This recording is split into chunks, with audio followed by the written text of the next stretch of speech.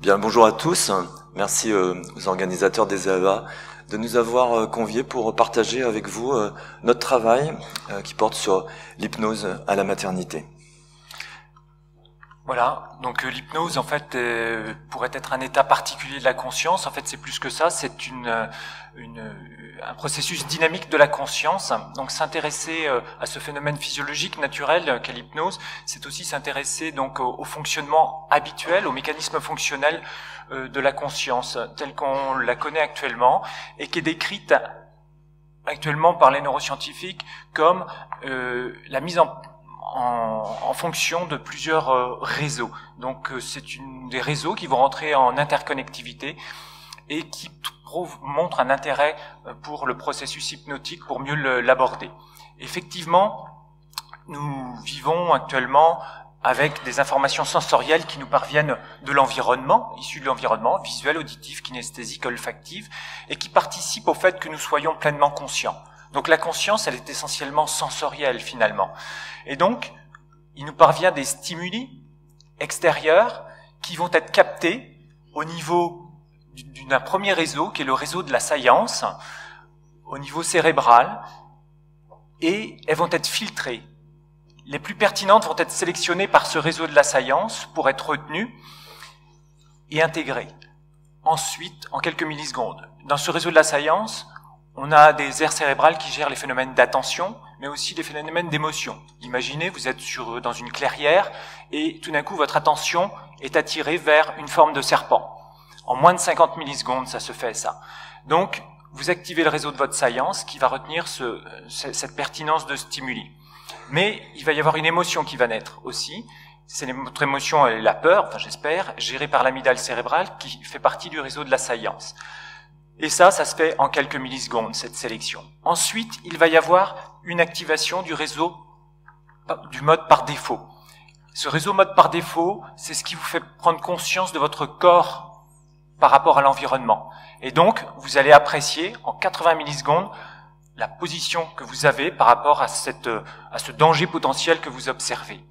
Ce réseau mode par défaut, ce réseau de la science, en même temps, participe à préparer à la fuite ou au combat en 80 millisecondes.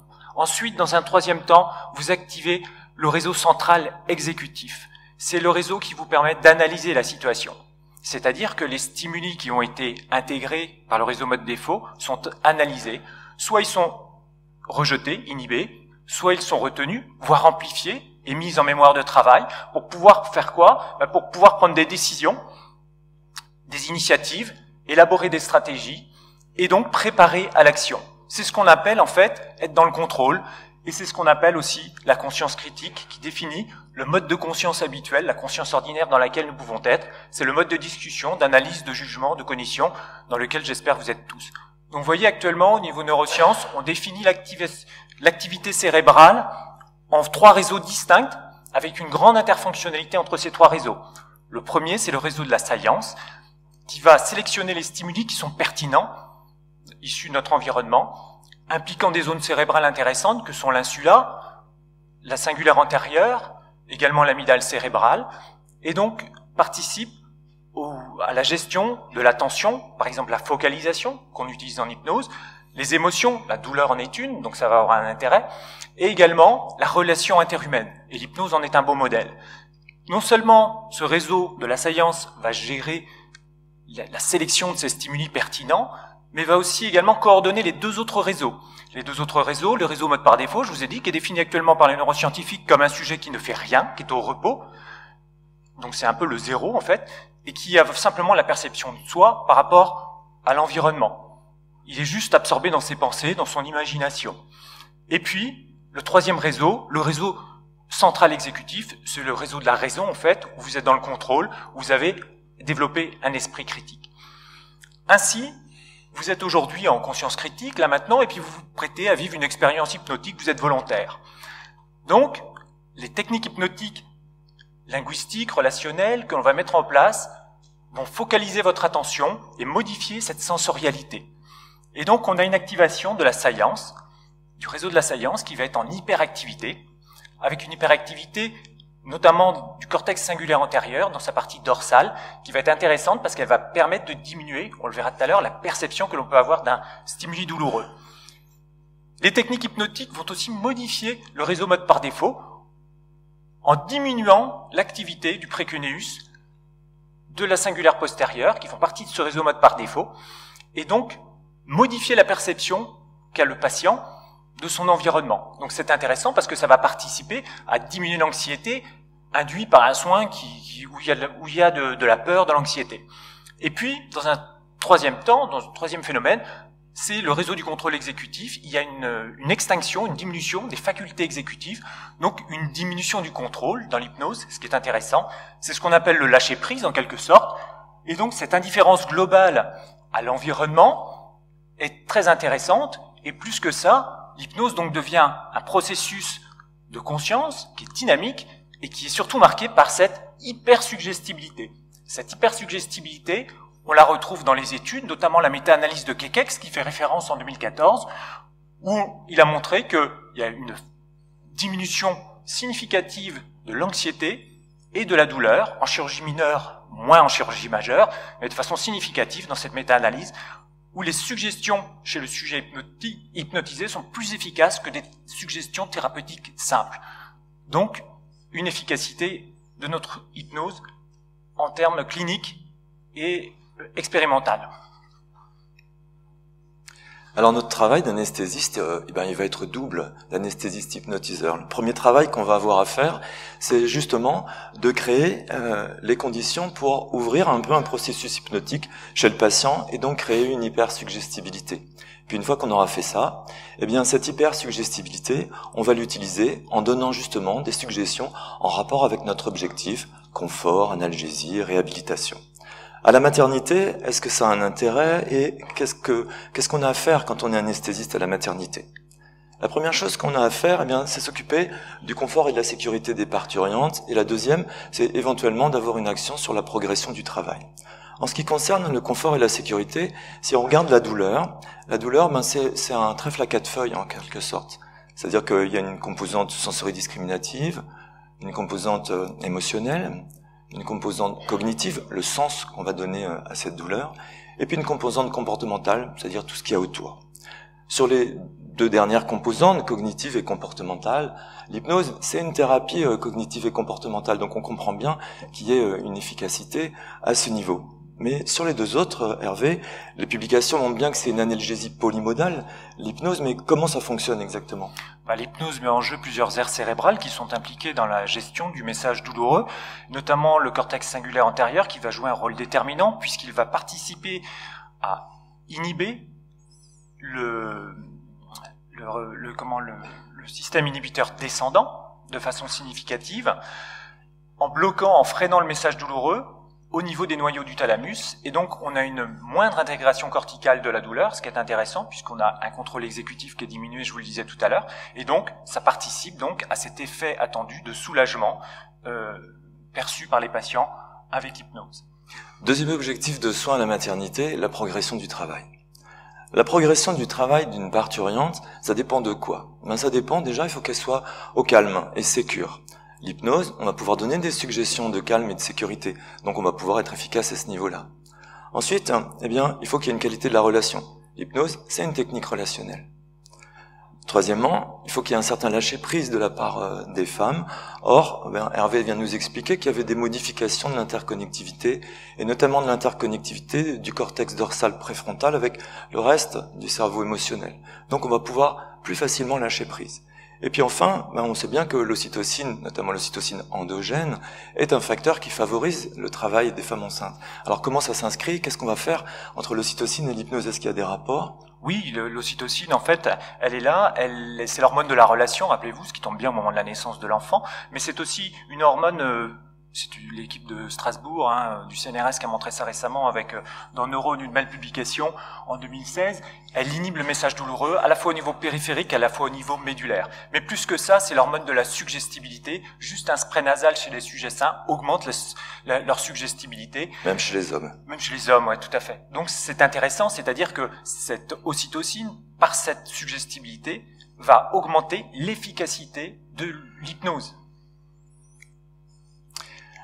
Alors, si on pose la question, est-ce que c'est utile, est-ce que c'est efficace? Ben oui, on peut répondre que tant au niveau du travail qu'au niveau du confort, eh bien, on a une efficacité de l'hypnose. C'est ce qu'avait montré d'ailleurs une revue de la littérature dans le BJA en 2004. Et depuis, il y a plusieurs publications qui tendent à montrer que oui.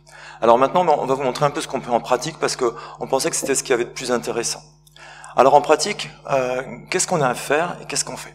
La première chose qu'on a à faire, eh bien, c'est un écho-repérage. La femme arrive pour sa péridurale, par exemple, et on a un écho-repérage. On sait que l'appareil d'échographie, c'est un bon moyen de focaliser les gens, parce que les écrans ont un pouvoir de focalisation. Donc s'il y a un pouvoir de focalisation, eh bien, c'est quelque chose qui va faciliter l'apparition des processus hypnotiques. Et comme ça facilite l'apparition des processus hypnotiques, ça facilite la suggestibilité. On l'avait montré avec Emmanuel Bosselli sur des blocs axillaires, où on montrait qu'en donnant justement des suggestions de confort, eh bien, on avait plus de confort chez les sujets ayant de l'hypnose conversationnelle avec focalisation sur l'appareil que chez les sujets standards.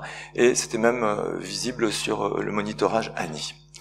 Donc, on va faire un écho-repérage et on va s'en servir. On va d'abord, dans un premier temps, pour être face à la femme, et pour qu'elle puisse plus facilement se focaliser ensuite, lui expliquer le repérage échographique.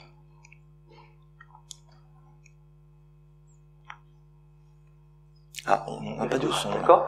Donc, l'espace péridural, c'est comme une petite clairière au milieu d'une forêt. Vous voyez, une jolie forêt. Oui, l'espace péridural, c'est comme une petite clairière au milieu d'une jolie forêt. Et justement, ça tombe bien parce qu'il y a une flèche blanche qui va nous indiquer la direction de la clairière. Et puis après cette flèche blanche, eh bien, il va y avoir quelques marches. Et ces marches vont pouvoir nous indiquer le bon niveau. Le niveau juste pour être au niveau de la clairière. Puis une fois qu'on va être au niveau de la clairière, alors on va se mettre un peu sur le côté et on va attendre, non pas le trident qui est décrit dans les livres d'échographie, mais nous on a préféré attendre 3 lutins. Ces 3 lutins-là, eh bien, vont nous donner vraiment la bonne direction. Et juste après, eh bien, on va trouver leur chameau, le chameau à 2 bosses. Et puis après le chameau à 2 bosses, en se tournant un tout petit peu, en obliquant un petit peu notre sonde, eh bien, on va pouvoir voir soit des chevaux, soit parfois des oies sauvages. Et puis ensuite, eh bien, le milieu de la clairière, comment est-ce qu'on va le trouver?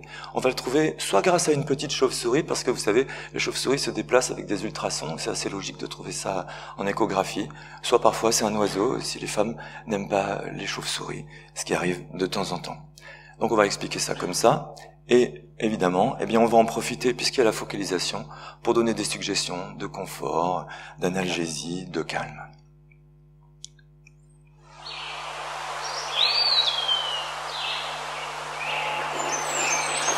Voilà, donc maintenant que vous avez bien compris comment on va procéder, eh bien ce que je vais vous demander c'est de bien regarder l'écran d'échographie qui est là-bas, d'accord?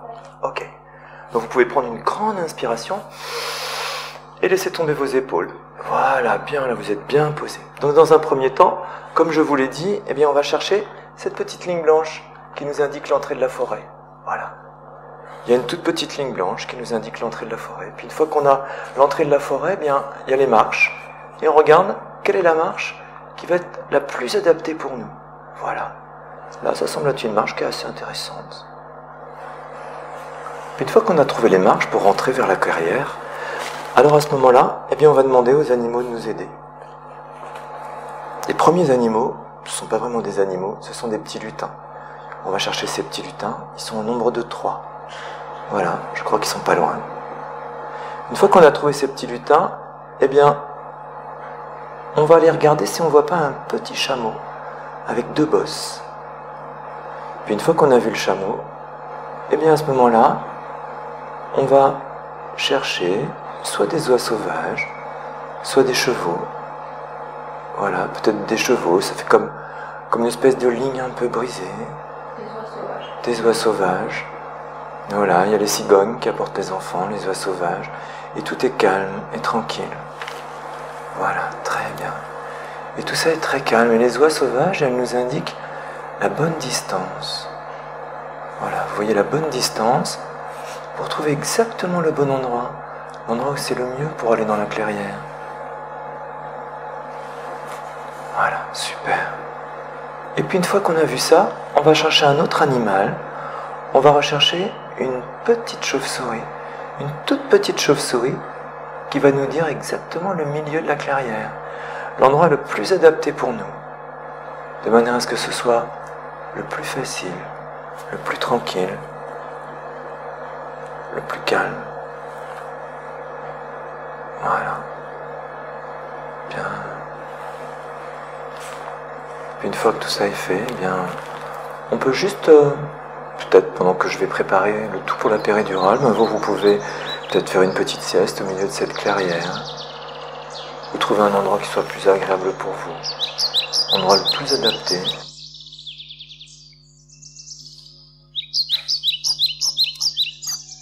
Après cette petite promenade en clairière, eh bien, on va passer à la pose de la péridurale. Là encore, on va utiliser des techniques hypnotiques pour simplifier les choses et qu'elles soient agréables pour les femmes. Pardon. Alors, qu'est-ce que vous auriez fait aujourd'hui si vous n'étiez pas venu pour accoucher? Je me serais reposée pour une fois. Vous seriez reposé dans votre jardin? Tout à fait, oui. C'est ce que vous aimez bien faire pour vous Oui. détendre? Oui. Puis peut-être, pendant que je fais ça, vous pouvez laisser vos yeux se fermer et puis aller faire un petit tour dans votre petit jardin. Installer la chaise longue ou la chaise que vous mettez d'habitude. Je vous invite à regarder tout ce qu'il y a autour de vous dans ce jardin-là. Vous pouvez voir ça? Ouais. Peut-être qu'il y a quelques fleurs, peut-être. Il y a forcément le ciel, la terre, d'autres choses autour. Peut-être que la nature a mis ses plus beaux atours, et que tour à tour vous regardez tout autour les atours de la nature qui vous plaît. Peut-être choisir une lecture, un journal. Avez-vous déjà noté que le matin, les fleurs s'ouvrent pour laisser échapper le parfum? Donc des suggestions et aussi des métaphores d'ouverture qui ont peut-être une efficacité sur la dilatation du col. Puis, de temps en temps, les femmes sont agitées, de temps en temps, les femmes n'ont pas envie de ne pas bouger. Alors, nous, on se permet de les balancer pour poser les péridurales. On avait montré que le balancement plus hypnose, on pouvait diminuer de 2,5 la douleur des contractions. Et c'est assez facile de balancer pendant les péridurales, à condition d'être synchrone, évidemment. Voilà, vous allez laisser tomber la tête. Voilà. Parfait, super.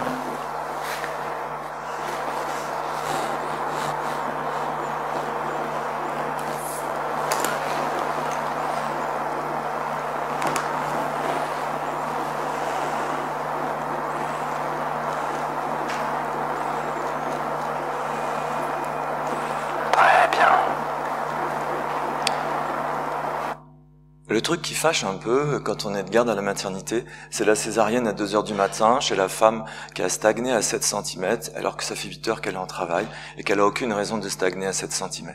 Alors on s'était dit pourquoi finalement l'idée du bonheur c'est déjà du bonheur. Est-ce que l'idée d'accoucher ce serait pas déjà accoucher? Est-ce qu'on pourrait pas se servir de l'hypnose pour donner des suggestions de naissance en projetant la femme vers le futur et ainsi avoir une diminution des dystocies dynamiques. Alors on a une idée de leur demander à quelle heure la naissance de leur bébé et en espérant que finalement en se projetant dans un futur, eh bien ça favorise les choses et que ces femmes qui lâchaient pas prise finalement, qui étaient peut-être pas prêtes à accoucher, lâchent un peu prise. À quelle heure la naissance de votre bébé? La première heure qui vient. Évidemment, tout ça est fait avec d'autres techniques qu'on ne peut pas développer ici en peu de temps. Une heure qui s'affiche. 16h30. 16h30, super. Et c'est magnifique cette idée-là, cette idée du bébé qui est là, qui est avec vous. Alors on avait regardé sur le taux de césarienne, on était un peu déçus parce qu'on avait vu qu'il y avait une diminution des césariennes, mais on avait un petit P à 0,03, donc 3% de chance que ce soit dû au hasard. La répartition des heures par rapport à l'heure que la femme avait dite, on pensait que ça allait être une répartition gaussienne à peu près. Or, on s'est rendu compte, et maintenant on est à plus de 3000 femmes, qu'aucune femme n'a jamais accouché avant l'heure qu'elle a dit. On ne sait pas ce que ça veut dire, mais on continue à demander. Alors, si vous travaillez dans des maternités, demandez-leur. et puis vous verrez. Parfois, malheureusement, il y a la césarienne. Quel est, à votre avis, le rapport entre ces 4 images? Une famille de personnes hospitalisées en réanimation, la réa, la guerre, la césarienne. Eh bien, le rapport, c'est le stress post-traumatique. Si on regarde l'incidence du stress post-traumatique chez les femmes qui sont césarisées, eh bien, l'incidence des symptômes dans les 3 à 6 mois, c'est 25 à 30%.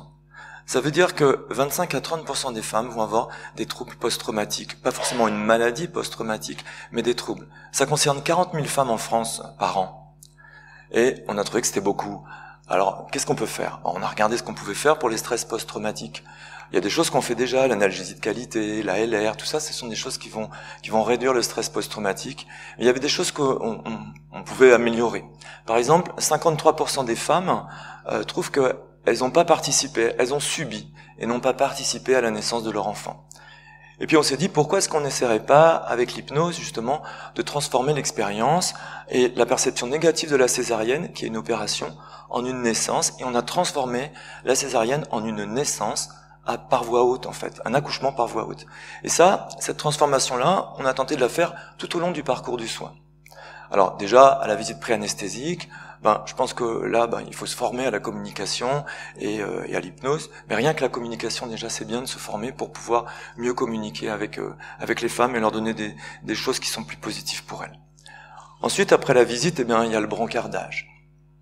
Le brancardage, on a arrêté de brancarder. Parce que finalement, les femmes enceintes, elles sont pas malades. Elles peuvent marcher. Et au contraire, si elles marchent, c'est mieux pour elles. Vous voyez, là, c'est une étude qui avait été faite, c'est en orthopédie. Les gens étaient très contents de marcher, de déambuler pour aller au bloc opératoire. Ils trouvaient que ils avaient une meilleure dignité, ils étaient plus autonomes. Et puis, si on regarde ce qui se passe chez la femme enceinte, on sait que la position verticale va améliorer les conditions ventilatoires. La position verticale, il y a un effet sur la CRF. Vous voyez les différences de CRF en fonction de la position. Or, on sait que chez la femme enceinte, déjà, en fin de grossesse, on a moins 30%. Donc, plus tard on l'allongera, mieux ça vaudra pour elle. Après le brancardage, il y a la salle d'opération. La salle d'opération, c'est nos informations sensorielles qui nous donnent, qui arrivent à notre cerveau. Donc, autant que ces informations sensorielles, elles soient agréables. Ça avait été montré dans une méta-analyse anesthésie-analgésia à propos de 8600 articles qui montraient qu'il fallait améliorer l'accueil. Alors, comment on fait? Déjà, visuellement, on a la lumière du jour. Ça, je pense que c'est important. Ensuite, d'un point de vue auditif, on a essayé de faire de la musicothérapie. C'était un peu compliqué. Donc, on s'est contenté de ça. Les femmes accouchent dans la nature. Kinesthésie, le confort de la salle, le chauffage. On fait un peu d'aromathérapie, c'est-à-dire qu'on utilise des huiles essentielles d'orange douce. Et puis là par contre pour le gustatif, par le tagamètre, on n'a pas trouvé grand-chose. Ensuite la réalisation de l'anesthésie, il n'y a pas de particularité, il y a l'écho-repérage et puis l'arachie qui est faite, ou si la péri a été faite avant, parfois ça peut être le cas. On fait un accompagnement hypnotique qu'on peut pas développer particulièrement ici. Après, il va y avoir l'attente de l'incision, c'est-à-dire le moment où on a fait l'arachie et le moment où on va y avoir l'incision. Il va y avoir la sonde urinaire, la pose des champs. Et on va utiliser ce moment-là. D'abord, on va changer les électrodes de place, on va les mettre dans le dos. Ensuite, on va mettre la saturation au pied. Pourquoi? Parce que après, le plus tôt possible, vous allez voir, on va mettre l'enfant sur la maman. Donc s'il y a les électrodes avec les fils, c'est pas pratique. Et puis on va mettre un oreiller sous la fesse droite, de manière à un coussin sous la fesse droite pour éviter le syndrome cave. Et puis on va profiter de ce moment-là pour faire une projection vers le futur.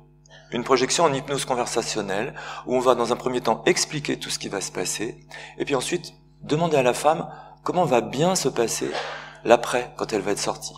Donc vous voyez deux temps différents avec évidemment un futur idéal, des suggestions de facilité, une synchronisation respiratoire, un ton calme, enfin des processus hypnotiques. Donc 2 temps, ce que connaît le soignant, ce que connaît le patient. On installe tous les champs opératoires, c'est-à-dire des grands draps un peu comme ça, qui vont bien vous protéger, bien vous entourer. Une fois que tous les champs opératoires sont mis, à ce moment-là, on appelle votre mari, c'est le monsieur qui est à l'entrée, je pense, monsieur Brun. Comment c'est son prénom? Florian. Donc on appelle Florian, il va venir prendre ma place ici, vous voyez, il va s'asseoir. Et puis à ce moment-là, la naissance, le processus de la naissance va commencer. Un accouchement par césarienne, c'est comme un accouchement par voie basse, c'est la même chose, sauf que le bébé sort par en haut au lieu de sortir par en bas.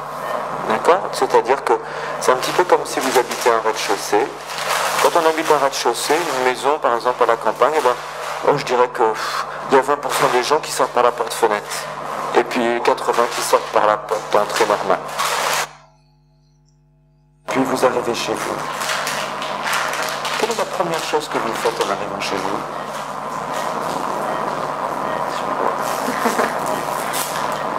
Quelle est la première chose que vous faites en arrivant chez vous? Le fait de poser cette question au présent oblige la femme à se rendre chez elle, à aller chez elle.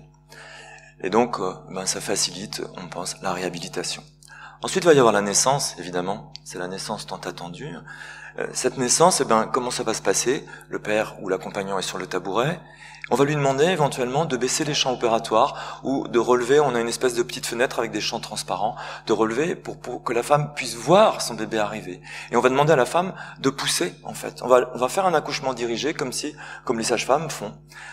D'un point de vue physiologique, ça a un intérêt, nous disent les gynécos dans les publications, parce que déjà, on facilite l'élimination du liquide amniotique, un peu comme les accouchements par voie basse, et puis que le fait que l'accouchement soit un peu plus lent qu'il ne l'est dans les césariennes habituelles, ça facilite un peu la tamponnade, l'hémostase au niveau de l'utérus. Voilà, super. Vous inspirez bien par le nez, et vous soufflez par la bouche. Voilà. Vous inspirez bien. Allez-y, soufflez. Voilà, super, madame, c'est super ce que vous faites. Vous réinspirez et vous soufflez à nouveau. Voilà, soufflez bien. Alors, un petit peu. Voilà. Regardez bien. Voilà. Allez-y, encore un petit peu. Regardez comme vous le faites bien sortir. C'est super, madame, ce que vous faites. Regardez-le. On va le laisser un petit peu. Voilà. Félicitations. C'est une fille. Après, il va y avoir la délivrance et la fermeture. On sait qu'il y a des problèmes d'attachement chez les femmes qui sont césarisées avec leur enfant. Alors on va faire le maximum pour que cet attachement se fasse le plus rapidement possible et le mieux possible. Et pour cela, on va faire du pot à pot dès la salle d'opération. Les chirurgiens sont en train de refermer le bébé sur la maman avec le papa qu'on voit un peu sur le côté là qui tient et la pédiatre qui est là pour vérifier que tout va bien. Dans la salle de césarienne, il y a une table de réanimation du nouveau-né au cas où. Et si vraiment il y a une vraie réanimation, évidemment, on l'enlève de la salle. Ensuite, bien sûr, il va y avoir la salle de réveil. Là, il n'y a pas de particularité dans la salle de réveil, si ce n'est que, on va utiliser plutôt des échelles de confort que des échelles de douleur dès que c'est possible. Et puis après la salle de réveil, la maman va être dans le service, c'est le séjour. Dans le séjour, là, on suit les techniques qui ont été recommandées par Dan Benamou en ce qui concerne la réhabilitation précoce de ces femmes, notamment en ce qui concerne le lever, la réalimentation, etc., etc. Et puis là encore, on utilise des échelles de confort et pas les échelles de douleur. Il y avait une publication qui avait montré que dans les césariennes, les femmes étaient beaucoup plus confortables et qu'on passait pas à côté de l'évaluation de la douleur, même en utilisant des échelles de confort. La question à poser, c'est comment vous sentez-vous et non pas à combien vous avez mal. Le fait de dire combien vous avez mal, ça avait été montré dans le pain, ça active la matrice cérébrale de la douleur. Donc, activons la matrice cérébrale du confort. En conclusion, qu'est-ce qu'on peut dire sur ces techniques d'hypnose à la maternité? Pour nous, ce sont des techniques qui sont simples à mettre en œuvre, qui sont efficaces, qui sont bien sûr adjuvantes. Il n'est pas question de remplacer la péri, les autres trucs par de l'hypnose, mais que ce sont des bons adjuvants et qu'on a une grande satisfaction des familles, des patients. Sans doute parce que la maternité, c'est un endroit où il y a de l'humanité. C'est un endroit où vraiment on a remis de l'humanité grâce à ces techniques. Ça nous facilite aussi notre travail d'équipe avec les pédiatres, avec les obstétriciens. Et puis, je crois aussi, et ça c'est très important, c'est que dans une maternité, il y a beaucoup d'émotions. Et comme il y a beaucoup d'émotions, ce sont normalement des émotions positives. Et là, on essaie d'avoir cette cohérence émotionnelle avec ces émotions positives. Et vous allez voir que de temps en temps, les émotions, elles sont vraiment au devant de la scène. Bonjour. Il y a le pédiatre sur le côté, tout le monde est là.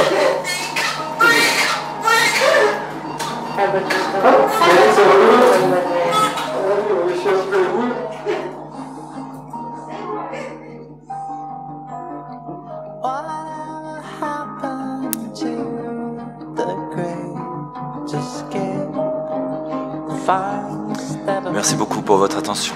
Merci.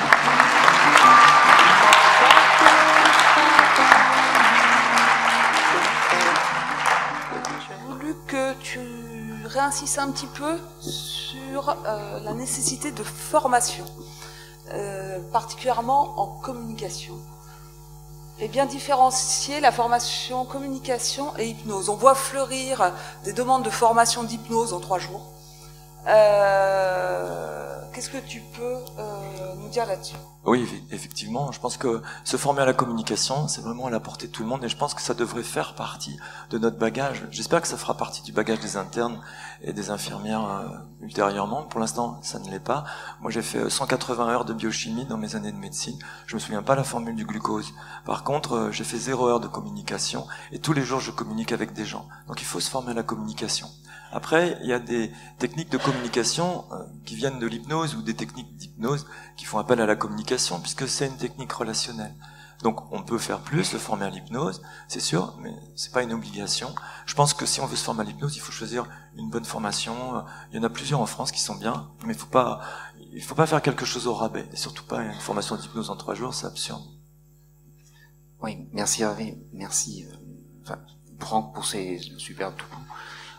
J'ai bien beaucoup aimé l'anticipation consciente en fait que vous envisagez sur l'ensemble du processus, à la fois sur le recours au repérage, sur la péridurale, sur l'événement heureux, sur le retour, etc. qui est un élément fondamental qu'on peut appliquer finalement à toutes les situations chirurgicales.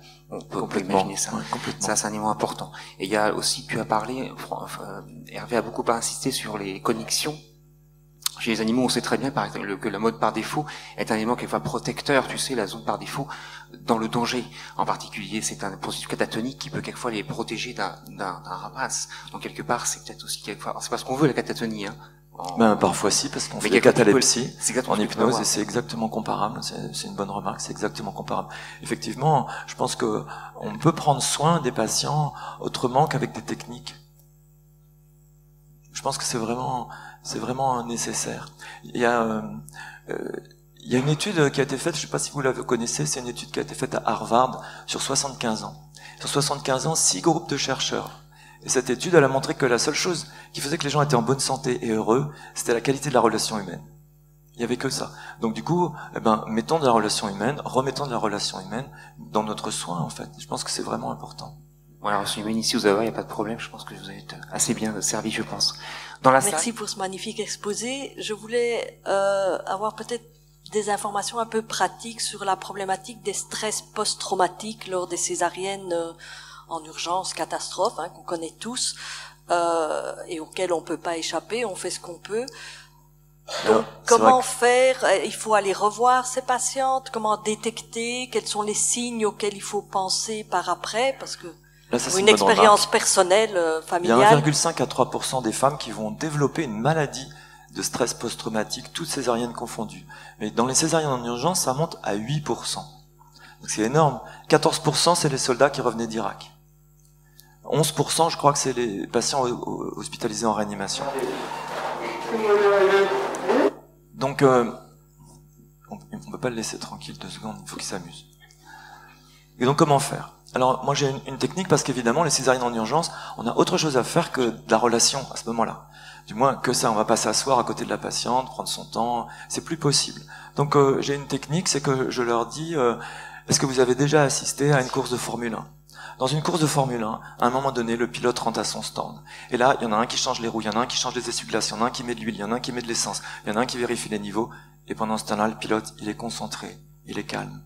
Et chacun sait ce qu'il a à faire, toute l'équipe est en train de courir dans tous les sens, mais c'est ça qui fait gagner l'équipe. Et vous êtes le pilote, et nous sommes l'équipe. Donc tout le monde sait ce qu'il a à faire.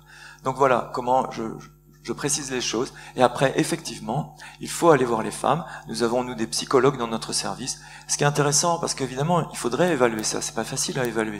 Mais on a une évaluation très subjective, j'allais dire. C'est que les psychologues de notre service, quand elles rentrent dans une salle, parce qu'on est 30 médecins anesthésistes, il y en a 15 qui sont formés à l'hypnose, 15 qui ne le sont pas. Et donc il y en a 15 qui font des césariennes naturelles, 15 qui n'en font pas. Et les psychologues, quand elles rentrent dans la salle, avant de poser quoi que ce soit à la dame, elles savent si c'est une césarienne naturelle ou si c'est pas une césarienne naturelle. Donc déjà, il y a des choses à faire en préventif, effectivement. Et puis, en curatif, oui, il faut les revoir, il faut qu'elles soient vues par un psychologue, il faut qu'elles soient traitées, évidemment, ces femmes. C'est ce qu'on fait dans les attentats, par exemple. Il y a des cellules de comment dirais-je, de crise, quoi, qui sont mises en place. Et quels sont les signes, je dirais à un mois par exemple ou à 2 mois, quels sont les signes d'appel, par exemple, qu'on pourrait dire à nos gynécologues? Des crises d'angoisse, des cauchemars, des insomnies. C'est surtout les crises d'angoisse qui sont très très fortes, avec des reviviscences. Il faut bien comprendre que là on vous a parlé d'hypnose, mais dans notre cerveau, les processus hypnotiques, ils surviennent naturellement. Ils surviennent naturellement, par exemple, on conduit sur un chemin et pof, il y a 20 km, on les voit pas. C'est un processus hypnotique qui s'est installé. Aucun problème à ce niveau-là. Mais il s'installe aussi dans le stress. Or, nos patients, ils sont stressés. Donc nos patients, ils vont vivre des processus hypnotiques. Et si pendant ces processus hypnotiques, on leur donne des mauvaises suggestions, ça avait été montré par Debichai en 2004, je crois, eh bien, ces suggestions, elles sont efficaces. Mais elles sont, malheureusement, ce sont des suggestions nocebo. Or, vous imaginez bien, vous avez tout le monde court autour de vous, les gens, dans l'agitation, il y a peut-être des mots qui sont lâchés, qui sont des mauvais mots. Il y a pas très longtemps, il y a une anesthésiste que j'ai rencontrée qui m'a dit qu'elle avait un procès parce que la dame avait très mal vécu sa césarienne, parce qu'à un moment donné, elle a attendu, vite, on va la perdre.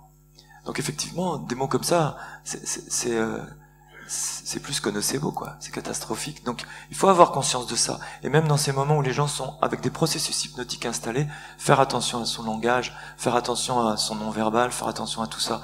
Et ça ne peut passer que par l'entraînement au préalable. C'est pas le jour du marché qu'on nourrit la poule. En fait, le processus conversationnel que vous établissez, en tout cas avec la parturiente et le papa, est un élément de la prise en charge, on va dire, multimodale finalement, pour prévenir la gestion. Vous l'avez montré en termes de réhabilitation, en termes de prise en charge, mais la parole fait partie d'une thérapie médicamenteuse, non chimique, mais notre vécu, notre histoire personnelle va intervenir aussi sur la manière dont vous allez aborder l'événement césarienne, l'événement gravité, l'événement ou pas gravité, ou au cours du travail. Et donc ça aussi, ça a justement une influence pour revenir sur la manière dont on va aborder la relation avec la parturiente, je pense. Mais dans le syndrome post-traumatique aussi, Sina est revenu dessus dans un bel éditorial en 2017, je pourrais vous donner la référence, où il écrit que pour les anesthésistes, tant que la communication ne sera pas reconnue comme une compétence clinique, au même niveau que d'importance égale à l'anamnèse, à l'examen clinique ou toutes les investigations qu'on va mener, eh ben, ça conduira à des échecs de prise en charge justement de ce syndrome post-traumatique. C'était sa phrase de conclusion dans l'éditorial, je la trouve pas mal, parce que si on met en place des process de communication qui sont adaptés, positifs, on pourra peut-être effacer ces signes de syndrome post-traumatique, ce qui est vrai pour l'obstétrique, mais qui est vrai aussi pour des anesthésies loco-régionales que l'on fait quand on dit votre bras va être mort, etc. On entend ces termes-là, et des fois les gens reviennent et on trouve qu'ils sont traumatisés, quoi. Donc le langage est important, la communication aussi, quoi.